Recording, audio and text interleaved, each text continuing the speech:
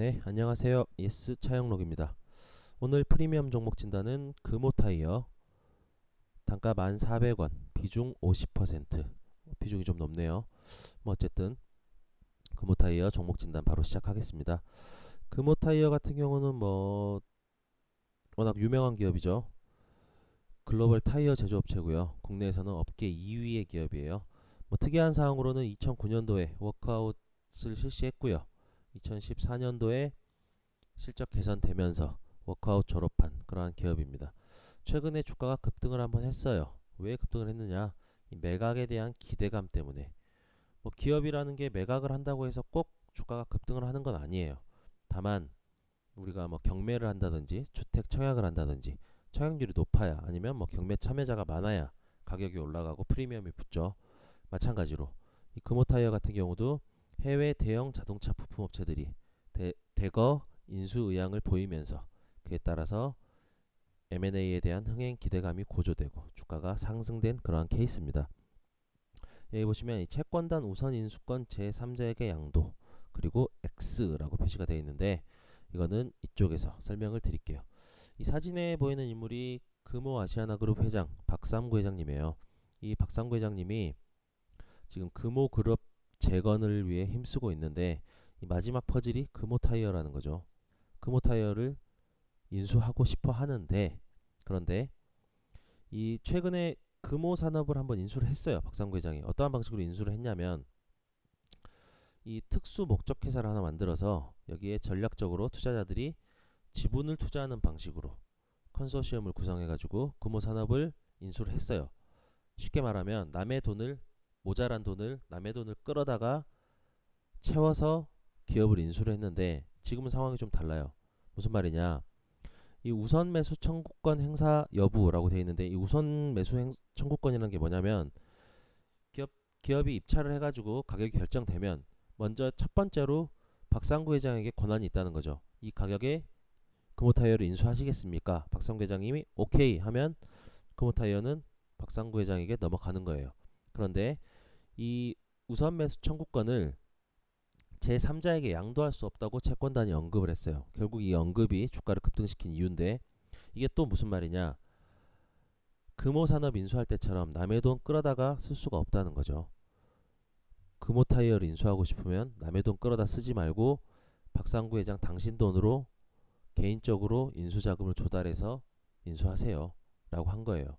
그러면 벌써 이 매각 대금이 약 1조 원 정도로 예상이 되는데 경영 프리미엄까지 붙어가지고 1조 원 정도로 예상이 되는데 이 돈을 조달할 수가 있냐는 거죠. 현실적으로. 여기 보시면 가능성은 글쎄 현실적으로 어려워 보입니다. 그러면 이 박상구 회장에게 우선 매수 청구권이 있음에도 불구하고 인수가 어려워 보이니까 이제 다른 기업들이 슬금슬금 그러면 내가 한번 이란 생각이 들겠죠. 그렇게 돼서 매각에 대한 흥행이 점점 고조가 되는 거예요. 그러면 뭐 금호타이어가 뭔가 메리트가 있기 때문에 다른 기업들이 투자 의향이 있는 거 아니에요. 그죠? 여기 보시면 사진 보시면 이 금호 타이어를 서로 가지려고 찢어 놓고 있네 타이어를 이렇게 서로 가지려고 하는 모습인데 이 기업의 면모를 살펴보니까 미쉐린은 미국 기업이죠. 미쉐린 타이어, 캠차이나는 중국, 컨티넨탈 독일, 요코하마 일본, 아폴로 인도 기업까지 각국의 유수의 업체들이 이 금호 타이어 인수 의향을 나타냈다는 거죠. 그럼 어떠한 메리트 때문에? 가장 큰 메리트는 이 미국, 중국, 베트남 등지에 총 9개의 해외 공장을 보유하고 있다는 점이에요. 해외 시장 진출에 아주 용이하다는 거죠. 이미 공장을 다 보유하고 있기 때문에 새로 지을 필요가 없다는 거죠. 그리고 특히 이 중국에 있는 공장. 자, 금호타이어는 중국에 4개의 공장이 있어요. 그런데 이 중국 정부가 환경 규제를 강화하면서 해외 기업들이 중국 내에 공장을 설립하는 걸 제한시키고 있어요. 공장 짓는 거를 막고 있다는 거죠. 그런데 이미 금호타이어에게는 공장이 4개가 있어요. 역으로 말하면 중국 시장 진출이 그렇게 용이할 수가 있다는 거죠. 중국 시장이 중요하고 시장의 가능성이 많다는 것은 뭐 누구나 다 아는 사실이고요. 이러한 이유 때문에 큰 메리트를 가지고 있다는 겁니다. 높은 브랜드 가치와 기술력은 보너스. 무슨 말인지 아시겠죠? 자, 특히 인도의 아폴로라든지 중국의 캠차이나 같은 경우는 적극적으로 인수 의향을 내비치고 있는데, 여기서 중요한 거는 어느 기업이 인수를 하느냐, 이게 중요한 게 아니라 과연 몇 개의 기업들이 달려들어서 매각 대금을 끌어올리느냐, 이게 중요한 거예요. 채권단은 어쨌든 어느 기업에 팔리든 매각 대금이 높아지면 당연히 좋은 거니까요. 자, 넘어가면 실적 또한 나쁘지 않습니다. 2분기 실적 예상 보면 매출이 약 7,800억 원, 영업이익이 약 530억 원, 순이익이 3분기 만에 약 흑자 전환으로 예상이 되고요. 그 다음에 중국 실적이 점점 정상화되고 있다는 거죠. 주 고객인 현대차, 신차가 판매가 상승이 되면서 뭐 당연히 차가 많이 팔리면 타이어도 많이 팔리겠죠. 이런 식으로 중국 실적 또한 정상화가 되고 있고, 이 남경에 있는 구 공장을 이전을 하고 있는데 현대화시키는 거예요. 현대화시키는 건데 그것 또한 순조롭게 진행되고 있다는 거죠. 이럴 경우 뭐 중국 공장 전체 가동률이 65%에서 87%까지 올라가면서 생산율도 높아질 수 있다. 뭐 이런 실적 전망도 나쁘지만은 않다. 이러한 이유 때문에 주가가 그동안 급등했던 거예요. 그 다음에 해외 기업들이 인수 의향을 내비치고 있는 이유도 이 실적도 포함이 되고 있는 거고요. 앞으로의 실적 전망 또한 나쁘지 않다. 자, 그 다음에 바로 기술적 분석으로 넘어가 볼게요. 차트상으로 한번 분석을 해보겠습니다. 지금 보이시는 게 금호타이의 주봉 차트예요. 주봉 차트. 제가 중요한 거를 한 번씩 표시를 해볼게요. 자, 추세는 보니까 쭉 보니까, 아이고, 삭제를 하면 안 되죠. 추세는 하락 추세예요. 하락 추세. 하락 추세에서 여기 보이는 이 바닥을 확인을 하고 다시 상승으로 전환이 됐는데, 자, 잠시 상승 하락, 상승 하락, 그리고 상승, 이런 상승의 파동을 하나 만들었어요. 그런데 여기서 주목해야 될 만한 점이, 자, 이렇게 표시를 해 놓을게요.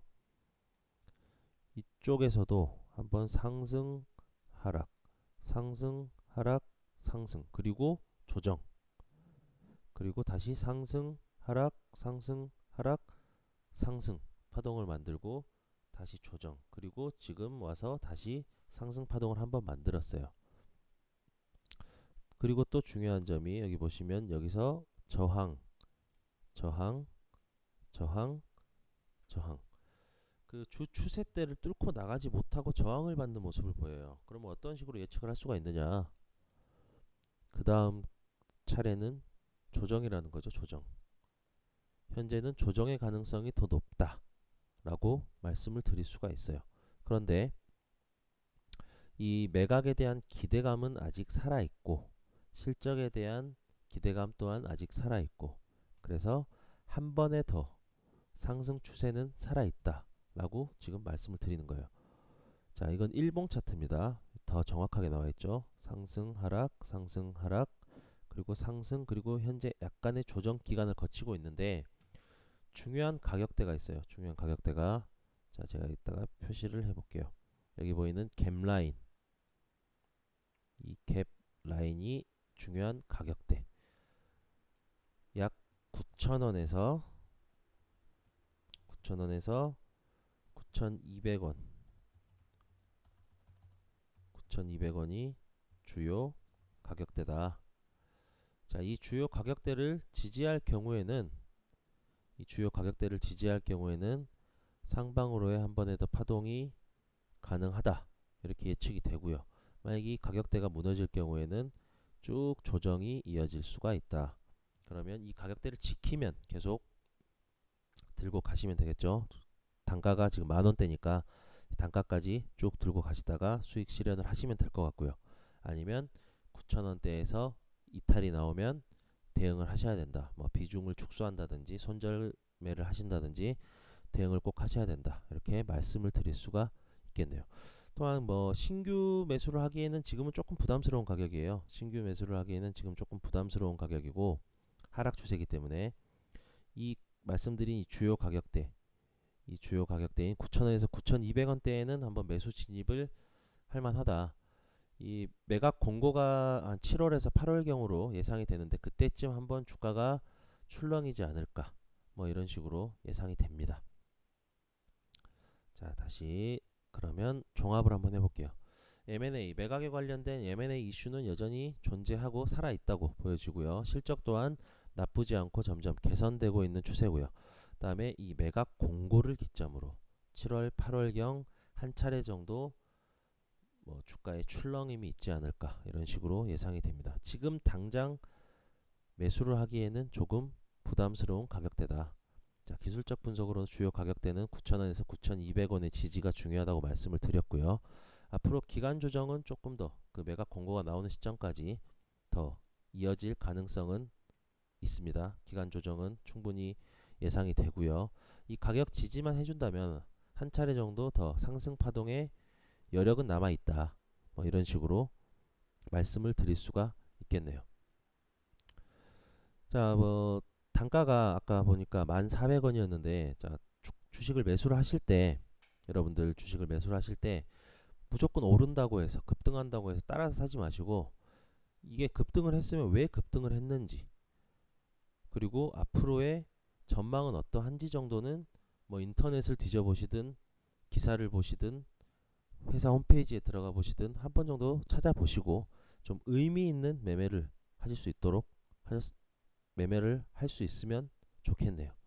뭐 오늘 종목 진단은 여기까지 하고요. 다음에 다시 다른 종목으로 찾아뵈도록 할게요. 늘 성공 투자하시고요. 다음 시간에 뵙겠습니다. 지금까지 차영록이었습니다. 감사합니다.